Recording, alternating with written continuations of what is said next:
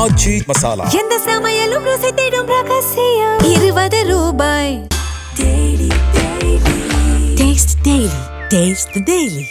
கருப்பர் நகரத்தின் தங்க தலைவனான ஆம்ஸ்ட்ராங் வழக்கை சிபிஐக்கு உத்தரவிடலாம் என்று எம்முடைய முதலமைச்சர் அவர்கள் ஒரு அறிக்கையை வெளியிட்டார்கள். இதற்கு பின்னால் நான் சொல்லுகிறேன், சபரீசன் மாட்ட இருக்கிறார், சேகர் பாபு மாட்ட இருக்கிறார், காங்கிரஸ் தலைவராக இருந்த செல்வ பெருந்தகன் மாட்ட இருக்கிறார். ஒரு மிகப்பெரிய வரிசை இருக்கு. இந்த வரிசை சாதாரணமானதல்ல. திருவேங்கடம் என்பவர், 2வது சிசிங் ராஜா என்பவர், 3 காக்காத்தோப்பு பாலாஜி என்பவர். இந்த 3 லிஸ்டும் மிக முக்கியமானது. இந்த திருவேங்கடம் படுகொலை என்பது செல்வ பெருந்தகையும் சேகர் பாபுவும் காட்டி கொடுத்து விடுவான் என்பதற்காகவே படுகொலை செய்தார். இப்போ அருணையை கைது செய்ய வேண்டிய சூழல் உருவாயிருக்கு இந்த வழக்கில். சும்மாலாம் நான் சொல்லிட்டு போகல, அடிச்சுட்டு போகல. போலி என்கவுண்டர்ல அருணை கைது செய்ய அது நடக்க போகுது. அலசி ஆராய்ச்சி பார்த்தீங்கன்னு சொன்னா அண்ணன் ஆம்ஸ்ட்ராங் வழக்கில் காவல்துறை தான் எல்லா வேலையும் செய்திருக்கிறது. குற்றவாளிகளே காவல்துறை தான். அன்னைக்கு திமுக காவல்துறை தான். செம்பியம் காவல் நிலையம் 200 மீட்டர் தொலைவில் இருக்கும்போது இப்படி படுகொலை நடந்தது. செம்பியம் காவல் நிலைய சரக எல்லைக்குட்பட்ட வீடுகளில் தானே இவர்கள் தங்கியிருந்தார்கள். எப்படி உளவுத்துறை கோட்டை விட்டது? இதுக்கெல்லாம் பதில் சொல்லணும். திமுக ஆட்சியில் கடந்த 5 ஆண்டுகளில் காவல்துறை செய்த அட்டூழியங்கள், அடக்குமுறைகள், படுகொலைகள் ஏராளம் ஏராளம் ஏராளம் ஏராளம். எல்லாத்தையும் விசாரணை கொண்டு வரும். நீங்கள் மாயாவதி இறுதிச் சடங்கிற்கு வந்துவிட்டு என்ன சொன்னாங்க? இந்த வழக்கில் திமுக சம்பந்தப்படவில்லை என்றால் சிபிஐ விசாரணைக்கு உத்தரவிட வேண்டியதானேன்னு சொல்லிட்டு ஏன் உத்தரவிடலை? சிபிஐ விசாரணை ஏன் தர போட்டாங்க திமுக? நீங்கள் தான் சொல்றீங்களா பண்ணதே அந்த குடும்பம் தான் அப்படின்னு. ஆமாம். இப்போ அதான் இப்போ வரப்போகுது சிபிஐ விசாரணை. எல்லாம் நோண்டி எடுத்துருவாங்க, விடமாட்டாங்க. ஆக ஆம்ஸ்ட்ராங் கொலை வழக்கில் பல கோடி ரூபாய்கள் பேரம் பேசுகிறது, பல கோடி ரூபாய் விளையாண்டு.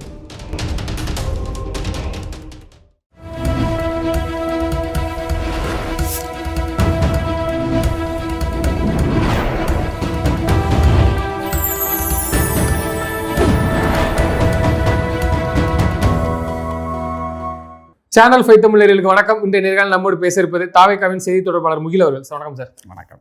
சார், ஆம்ஸ்ட்ராங் கொலை வழக்கு திரும்பவும் சூடு பிடிச்சிருன்னு தான் சொல்லலாம். அது எப்பவும் சூடு பிடிச்சதாகவே தான் இருக்குது. ஆனால் கமுக்கமாக தாவேகா அரசு குற்றவாளிகளை கிட்ட நெருங்குறதுக்கு சைலண்டாக வெளிப்படையாக தெரியட்டாலும் அதுக்கான ஃபுல் ஃப்ரீடத்தை கொடுத்து நீங்கள் ஒர்க்கை பாருங்கன்றாங்க.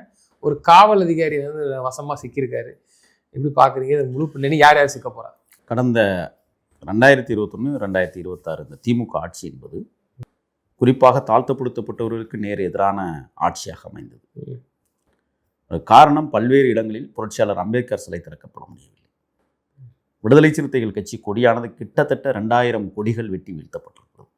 விடுதலை சிறுத்தையினுடைய பதாகைகள் 3586 பதாகைகள் தமிழ்நாடு முழுக்க கிழிக்கப்பட்டிருக்கிறது. மிகப்பெரிய தெற்கு சீமையில் ஒரு புதிய அரசியல் மாற்றத்தை தமிழ் தேசிய தளத்தோடு உருவாக்கிய தீபக் பாண்டியன் படுகொலையை எவராலும் மறந்துவிட முடியாது. அதே போல்தான் வட தமிழ்நாட்டில் கருப்பர் நகரத்தின் தங்க தலைவன் என்று மக்களால் அங்கீகரிக்கப்பட்ட மகத்தான ஒரு தலைவன் அண்ணன் ஆம்ஸ்ட்ராங். ஆயிரக்கணக்கான வழக்கறிஞர்களை உருவாக்கிய பெருந்தகையாளர், நூற்றுக்கணக்கான பொறியாளர்களை உருவாக்கி வெளிநாடுகளுக்கு அனுப்பி வைத்த மென்மையானவர். இப்போ நான் உங்களுக்கு ஒரு புதிய செய்தி சொல்லலான்னு இருக்கேன். இந்த வழக்கில் நான் ஆரம்பம் முதலே சொல்லிட்டு இருக்கேன். ஆருத்ரா நிறுவனம் கிட்டத்தட்ட 5000 கோடி ரூபாயை ஏழை எளியவரிடமிருந்து வசூல் பண்ணி சாப்பிட்டு முடிச்சிட்டாங்க. இந்த பிரச்சனை தான் மைய காரணம் என்பதை அண்ணன் இறந்த மறுநாளே நான் ஒரு தொலைக்காட்சி பேட்டி கொடுத்தேன். இங்கிருந்தா ஸ்டார்ட் ஆகுது அப்படிங்கிற ஒரு விஷயத்தை. இந்த நிறுவனத்தின் உரிமையாளர் ராஜசேகர்னு நினைக்கிறேன். அவர் அந்த ராஜசேகரை ஒரு கண்ட்ரோலுக்கு கொண்டு வர வேண்டும் என்று முன்னாள் அமைச்சர் பி. மூர்த்தி அவருடைய தலைமையில், மதுரை மூர்த்தி தலைமையில், அவருக்கு நெருக்கமான தமிழ்நாட்டினுடைய முதல் ரவுடியாக இருக்கக்கூடிய திண்டுக்கல் மோகன்ராம். ஏன்னா பி. மூர்த்தியினுடைய மகனுக்கு திண்டுக்கல் மோகன்ராம் தான் சாப்பாடு செலவுகளை ஏற்றுக்கொண்டவர். நீ பார்த்தீங்களா, ஒரு சீர்வரிசையெல்லாம் மாட்டு வண்டியில் போன கதையெல்லாம் உங்களுக்கு தெரியும் தானே? 100 மாட்டு வண்டியில் அப்படியே சீரோட போன அந்த கால காட்சியெல்லாம் நீங்கள் எடுத்து பாருங்கள். திண்டுக்கல் மோகன்ராம் என்ன பண்ணுறாங்கன்னா, இந்த உத்தரவில், பி. மூர்த்தியினுடைய உத்தரவில் ராஜசேகரை தூக்கி கொண்டே வச்சு விசாரித்து ஒரு குறிப்பிட்ட தொகையை எழுதி வாங்குகிறார்கள். அப்பொழுது இந்த பணம் போட்டவர்கள் இன்னும் நீதி கிடைக்கவில்லை என்பதை அண்ணன் ஆம்ஸ்ட்ராங் மூலமாக இதை வாங்கி விடலாம் என்று கருதினார்கள். அண்ணன் ஆம்ஸ்ட்ராங் ஆம்ஸ்ட்ராங் அவர்கள் மூலமா வாங்கி விடலாம்னு சொல்லி கருதுனது வந்து அவங்க ஏரியால இருக்கக்கூடிய மக்கள் போட்ட பணத்தை அந்த மக்கள் கேட்டிருக்காங்க. இன்னும் சொல்ல போனால் தாழ்த்தப்படுத்தப்பட்டவர்கள் போட்ட பணம். அதற்காக வந்து அண்ணன் ஆம்ஸ்ட்ராங் என்ன செய்யறாருன்னா அங்க மூர்த்திகிட்ட பேசுறாரு. ஆம்ஸ்ட்ராங் அவர்களே பேசுறாரு. இந்த மாதிரி அங்கதான் இருக்கிறதாக செய்தி என்கிட்ட ஒப்படைங்க, நாங்க எங்க மக்கள் பாதிக்கப்பட்டிருக்காங்க, அவர்கிட்ட வாங்கி அதை கொடுக்கணும், இங்கதான் பிரச்சனை தொடங்குது. இதுல முக்கியமாக சபரீஷன் என்ன செஞ்சிருக்கிறாருன்னா இந்த பிரச்சனையை அவர் கண்ட்ரோலுக்கு கொண்டு போகணும்னு நினைக்கிறார். அப்போ 1000 கோடி ரூபாய் நீ எனக்கு கொடுத்துரு, நான் அதை டீல் பண்ணிக்கிறேன். யார் இதை கேட்குறா? சபரீஷன் அண்ணன் ஆம்ஸ்ட்ராங் கிட்ட. அவர் வந்து முடியாதுன்னு சொல்லிடுறாரு. இதற்காக ஒரு 4-5 கட்ட பேச்சுவார்த்தை நடைபெற்றதாகவும் இப்போ ஒரு செய்தி கசிஞ்சுக்கிட்டு இருக்கு. இதுல ஒத்துவராத ஆம்ஸ்ட்ராங் மீது கடுமையான கோபம் சபரீஷன். இது ஒரு 4-5 மைய பிரச்சனைகளை மையமாக வைத்து தான் அண்ணன் ஆம்ஸ்ட்ராங் படுகொலை. இதுல முக்கியமானது ஆருத்ரா கோல்டு, மக்களை ஏமாற்றிய ஒரு 420 குரூப். இப்ப இது வந்து கிட்டத்தட்ட நீங்க பார்த்தீங்கன்னா 2024 ஜூலை 5ஆம் தேதி வெள்ளிக்கிழமை அன்னைக்கு அண்ணன் மிக கொடூரமாக ஒரு 6:53 படுகொலை செய்யப்படுகிறார். அந்த காட்சியில நீங்க பார்த்தீங்கன்னா கதறிடுவீங்க. அவருடைய கை விரல்கள் அப்படியே வெட்டி தொங்குகிற காட்சியும், அவர் உயிரை காப்பாற்றிக் கொள்வதற்காக கத்துவதும், அது கொடூரமான அந்த நிகழ்வு இன்னைக்கு மறக்க முடியாது. ஆனால் அவர்கள் பல வகைகளில் அவரை கொலை செய்வதற்கு கிட்டத்தட்ட துப்பாக்கி, கத்தி, நாட்டு வெடிகுண்டு என்று பல்வேறு கோணங்களில் அவரை போட்டு விடலாம் அப்படிங்கிறதான் அவங்களோட திட்டம். அவர் எங்கேயுமே தப்பிக்க முடியாது. அன்னைக்கு கிட்டத்தட்ட இந்த கொலை விடயங்களில் 70க்கும் மேற்பட்டவர்கள் பணியாற்றி இருக்கிறார்கள். இது எல்லாமே உளவுத்துறைக்கு தெரியும். சேகர்பாபுக்கு குறிப்பாக நல்லா தெரியும். இதற்கு பின்னணியில் சபரீஷன் இருப்பதாக இன்றைக்கு செய்திகள் வந்து கொண்டிருக்கிறது. இது ஒரு உரம் இருக்க, இந்த வழக்கை அன்றைக்கு இரவே எஃப்ஐஆர் போடணும். ஆனால் விடிய காலம் தான் போட்டாங்க, உங்களுக்கு தெரியும்னு நினைக்கிறேன், செம்பியம் காவல் நிலையம். ஆனால் சரண்டர் ஆனது எப்போ? இரவு 12:30. நீங்கள் பார்த்தீங்கன்னா அந்த வழக்கில் செல்ஃபோன்லாம் கம்மாக்கில் கடந்து ஏரிக்கில் நடந்தெல்லாம் எடுத்தாங்க, தெரியுமில்ல உங்களுக்கு? நினைவு இருக்கா? பார்த்தோம். அதற்கு முன்னாடியே திருவேங்கடமும் பொன்னை பாலும் பேசிக்கொண்டு ஆடியோ நான் தான் ரிலீஸ் பண்ணிவிட்டேன், உங்களுக்கு தெரியும்னு நினைக்கிறேன். அது ஒரு பரபரப்பாக போனது. இந்த விஷயங்களில் இன்னொரு முக்கியமான செய்தி, செம்பியம் காவல் நிலையம் அங்கே இருக்கிற இன்ஸ்பெக்டர் விசாரிக்காமல் புளியந்தோப்பு இன்ஸ்பெக்டர் விட்டு விசாரிக்க சொன்னாங்க திமுக. அவங்க என்ன செஞ்சிட்டாங்கன்னா இந்த கொலையை முற்றிலுமாக மூடி மறைக்கணும், அதுக்கு என்ன வழியோ அதை செஞ்சிருங்க. அன்னைக்கு அருண் வந்து உடனடியாக பதவி இருக்கும்போது என்ன சொல்றாரு? அவர்கள் புரியும் மொழியில் புரிய வைப்போம் அப்படிங்கிறதான் அவருடைய. இந்த விஷயத்துல இன்னைக்கு என்ன நிலை அப்படிங்கிறத நீங்க பார்க்கணும். உச்சநீதிமன்றத்தில் வந்து அவருடைய வழக்கை விசாரிக்க கூடாது அப்படிங்கிறதுக்காகவே கிட்டத்தட்ட பல கோடிகளை செலவழித்து அன்னைக்கு தமிழ்நாடு அரசு ஸ்டே வாங்கியது, உங்களுக்கு தெரியும்னு நினைக்கிறேன். இன்னைக்கு மகத்தான மக்கள் இயக்கம் தமிழகத்தின் பொற்காலாட்சி தொடங்கி இருக்கிற இந்த காலகட்டத்தில் கருப்பர் நகரத்தின் தங்கத்தலைவனான ஆம்ஸ்ட்ராங் வழக்கை சிபிஐக்கு உத்தரவிடலாம் என்று எம்முடைய முதலமைச்சர் அவர்கள் ஒரு அறிக்கையை வெளியிட்டார்கள். நேற்று வந்து இறங்கிட்டாங்க சிபிஐ, தெரியுமில்ல உங்களுக்கு? இதற்கு பின்னால் நான் சொல்லுகிறேன், சபரீஷன் மாட்ட இருக்கிறார், சேகர்பாபு மாட்ட இருக்கிறார், காங்கிரஸ் தலைவராக இருந்த செல்வ பெருந்தகை மாற்ற இருக்கிறார், தெற்கே பி மூர்த்தி மாட்ட இருக்கிறார், அதுக்கப்புறம் மோகன்ராம் மாற்ற இருக்கிறார். இத்தனை ஒரு மிகப்பெரிய வரிசை இருக்கு. இந்த வரிசை சாதாரணமானதல்ல. இந்த வழக்கில் அன்னியார் ஆம்ஸ்ட்ராங் அவர்கள் 2 முறை உச்சநீதிமன்றத்தில் போய் மனு தாக்கலை ஏற்பாடு செய்கிறார். ஆனால் அதற்கு பிறகு அவருடைய அண்ணனுடைய தம்பி அவர்கள் அதை முன்னெடுத்து செல்கிறார். இதில் வந்து மிஸ்டர் இன்னைக்கு ஆனந்தன் அவர் இந்த சிபிஐ வழக்கை எடுத்து நடத்த வேண்டும், நான் நடத்துகிறேன் என்று சொல்லி தான் பதவி அவருக்கு கொடுத்ததே. அவர் நடத்தினாரா என்னங்கிறது இன்றைக்கும் கேள்விக்குறியாக இருக்கிற ஒரு விஷயம். இன்னைக்கு நம்மளுடைய கழக அரசு, நம்மளுடைய அரசு, தமிழ்நாடு அரசு இதற்கு சிபிஐ உத்தரவுக்கு வெளியிட்டிருக்கார். இதில் ஒரு விஷயம், திருவேங்கடம் என்கவுண்டர், 2வது சிசிங் ராஜா என்கவுண்டர், 3 காக்காத்தோப்பு பாலாஜி என்கவுண்டர். இந்த 3 லிஸ்ட்டும் மிக முக்கியமானது. ஆனால் நடந்தது போல வெவ்வேறு நேரங்கள் நடந்திருக்கு போல. ஆமாம், நீங்கள் இதில் கூர்ந்து கவனிக்கக்கூடியது என்னென்னா, விடிய காலம் 4 மணிக்கு காக்காத்தோப்பு பாலாஜி என்கவுண்டரும் அப்படித்தான் இருக்கு. புளியந்தோப்புல அந்த இன்ஸ்பெக்டர் எழுதி கொடுத்துட்டே வந்து கஸ்டடியில் எடுக்கிறார். என்ன எழுதுவாங்க? இவரை நான் கஸ்டடியில் எடுக்கிறோம். இவருக்கான உணவு, உடை, பாதுகாப்பு அனைத்தையும் நான் சரி செய்து கொள்வேன், நான் பார்த்துக்கிறேன் அப்படின்னு தான் நீதிமன்றத்தில் எழுதி கொடுத்துட்டு தான் கூட்டிகிட்டு வருவாங்க. நான் என்ன கேட்குறேன்னா, திருவேங்கடம் அன்னையிலேருந்து இன்னைக்கு வரை நான் சொல்கிறது, 4 மணிக்கு ஆவடியில் தப்பிப்பதாக செய்தி. எப்போ கழிவறை போனானா, அதுவும் காட்டுக்குள்ளே ஓரமாக போனானா, போயே காலை கடனை முடிப்பதற்காக போகும்போது அங்கேருந்து தப்பிச்சு ஓடிட்டானா. அதுக்கு முன்னாடி போலீஸ் என்ன ஒரு அறிக்கையை கொடுத்துருக்குன்னு சொன்னால், என்னை இப்போவே நீங்கள் வந்து கழிவறை நான் வந்து காலை கடனை முடிக்கலைன்னு நான் வண்டிக்கிலே இருந்துருவேன், எனக்கு அவ்வளோ நெருக்கடியாக இருக்குன்னு சொன்னதாக போலீஸ் வட்டார செய்திகள் இருக்குது.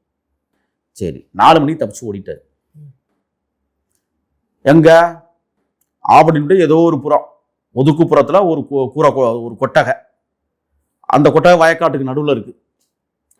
முன்கூட்டியே அங்கே எப்படி பேரிகார்டு போனது? முன்கூட்டியே அங்கே போலீஸ் போயிருக்கு. நான் என்ன கேட்குறேன்னா, துப்பாக்கி இப்போ நான் சிறையில் இருந்திருக்கேங்க, என்னை டெப்டேஷனில் எடுப்பாங்க, நான் பார்த்துருக்கேன். 6 வாகனங்களில் பாதுகாப்புக்கு வருவாங்க. எனக்கு கால்லையும் செய்யணும், கையிலையும் கை விளக்கு. தெரியுமா உங்களுக்கு? எங்கே தெரியுமா அவுத்து விடுவாங்க? புதுக்கோட்டை நீதிமன்றத்தில் போய் நான் மணமேல்குடி வழக்குக்காக இறங்கும் போது அப்போ தான் அவுத்து விடுவாங்க. அப்போ என்ன செய்வான், ஆயுதம் தரித்த AK-47 வந்து பாதுகாப்புக்கு வருவான். நீங்கள் போனது என்ன வழக்கு காந்தி? நான் வந்து வீரப்பனார் கூட இருந்த வழக்கில் சொல்றேன். அப்போ புலிகளுக்காக ஆயுதம் கடத்தல் வழக்குக்காக டெப்டேஷனில் என்னை கூட்டிகிட்டு போவாங்க. ஒன்றுக்கு போகணும்னா என்ன தெரியுமா செய்வாங்க, பின்னாடி பேண்ட் போட்டுருப்போம்ல, பேண்ட்டுக்கு அந்த உள்ள கை விட்டுக்குவான் போலீஸ், இறுக்க பிடிச்சிக்குவான் அந்த பேண்டை. இந்த காலர் இருக்குல்ல, இந்த காலருடைய இறுக்க கையை உள்ள விட்டு பிடிச்சிக்குவான். உனக்கு இருக்கு அப்படிமா. புரியுதுங்களா உங்களுக்கு? ஒரு இவ்வளவு முக்கியமான வழக்கு, அந்த குற்றவாளியை எங்கே 10 துப்பாக்கி வச்சிருக்க சார், இந்த ரூம்குள்ள இருக்கு சார், போய் எடுத்துட்டு வா சொல்லுவியா நீ? சரிப்பா, அவர் கொண்டு அவரை இந்த திருவேங்கடம் படுகொலை என்பதே செல்வப்பெருந்தகையும் சேகர்பாபையும் காட்டி கொடுத்து விடுவான் என்பதற்காகவே படுகொலை செய்தார்கள். சரி, சீசிங் ராஜாவை எங்க? சீசிங் ராஜாவை எங்கே இது பண்ணாங்க? ஆந்திரா கடப்பாவில் இது பண்ணாங்க. ஒரு ஹோட்டலுக்குள்ள இருந்தாராம், இவங்க போய் சுற்றி வளைச்சு அப்படியே போய் உட்காந்தாங்கன்னா உடனே அமுக்கி பிடிச்சி கொண்டுட்டு வந்துட்டான். அதெல்லாம் வீடியோவை காட்டினாங்க. நான் என்ன கேட்குறேன்னா, இந்த வழக்கை எப்போ திரும்ப ஊற்றி மூடினாங்க? அண்ணன் படுகொலை செய்யப்படுகிற போது உருவாக்கப்பட்ட காட்சி படலை வீடியோக்கள் வெளியிட்டாங்கல்ல, அன்னைக்கே ஊற்றி மூடிட்டாங்க. இவன் தான் வந்து திருவேங்கடம், இவன் தான் பொன்னைப்பாடு, இவன் தான் வந்து இன்னும் மற்ற இது. அந்த கேரக்டர் தானே அதில் வந்து போனது. அது எங்கள் துல்லியமாக நீங்கள் என்னைக்காவது பார்த்துருக்கிறீங்களா? இல்லையா? அதுவும் பார்த்துருக்கிறீங்களா? இப்பொழுது நான் குற்றச்சாட்டு வைக்கிறேன், சிபிஐக்கு எடுத்தும் சொல்லுகிறேன். இதில் திண்டுக்கல் மோகன்ராம் டீமை விசாரித்தால் எல்லா உண்மையும் வெளியில் வரும்.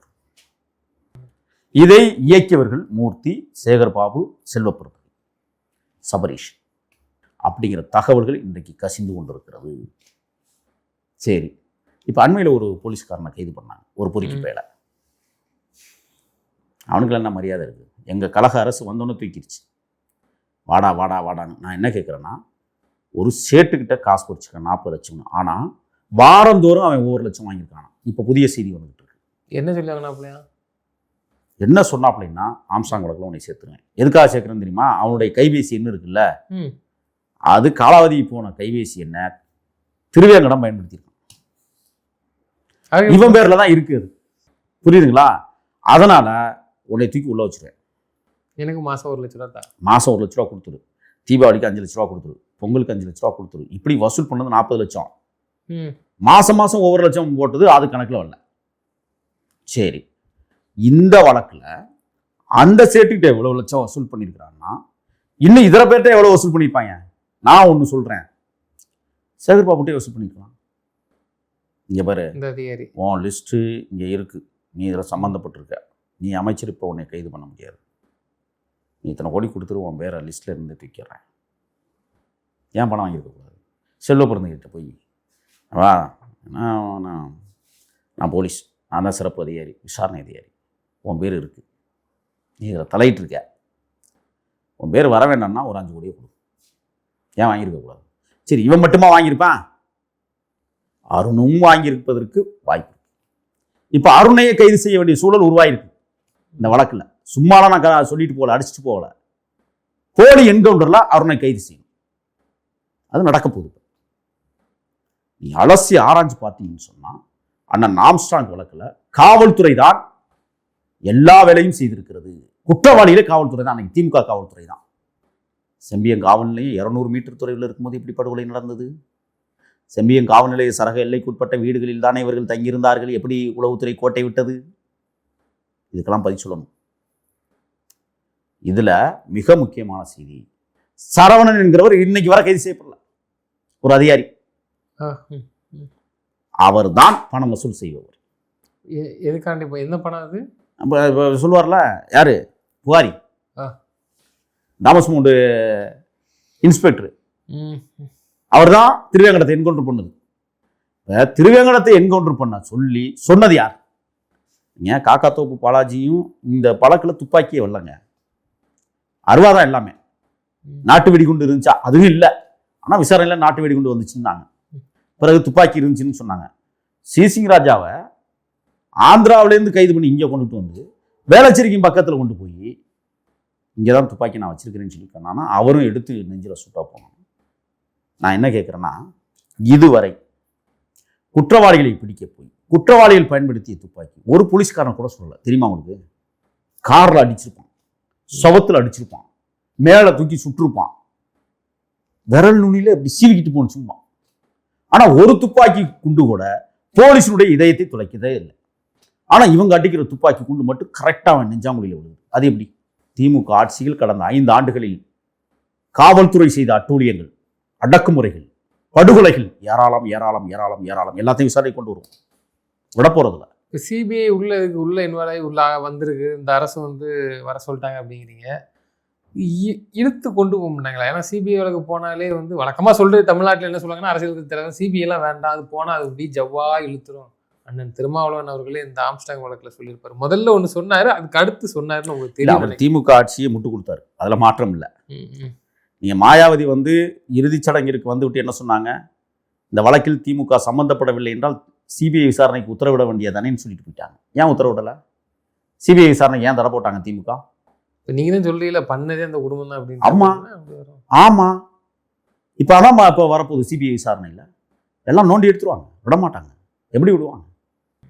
அதாவது அண்ணன் வெட்டப்படுகிற போது வெறும் தர ரோட்டில் வெட்டி கொண்டாங்க. அண்ணன் ஒரு வேளை நம்ம உஷாராகி தப்பிச்சு பள்ளத்தில் விழுந்திருந்தாருன்னா உயிர் பிழைச்சிருக்கான்னு நிறைய பேர் சொன்னாங்க. இல்லை, பள்ளத்தில் விழுந்தாலும் நாட்டு வெடிகுண்டு அடிச்சு கொள்றதுக்கு ரெடியாக இருந்தாங்க. அது தெரியுமா?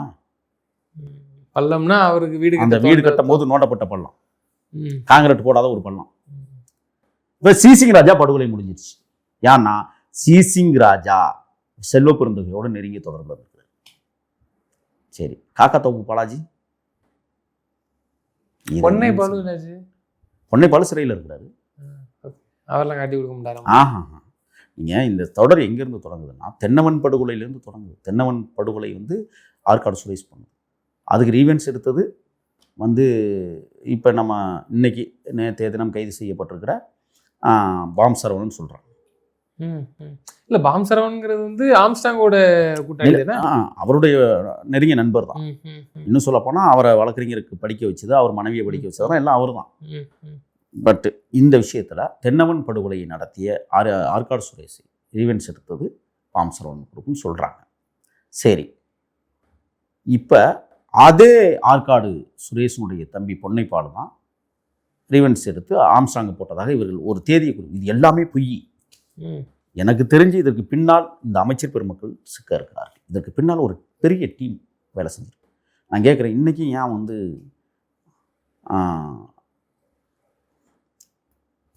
ஆர்துரா நிறுவனத்தினுடைய தலைவர் ராஜசேகரை கைது பண்ணல?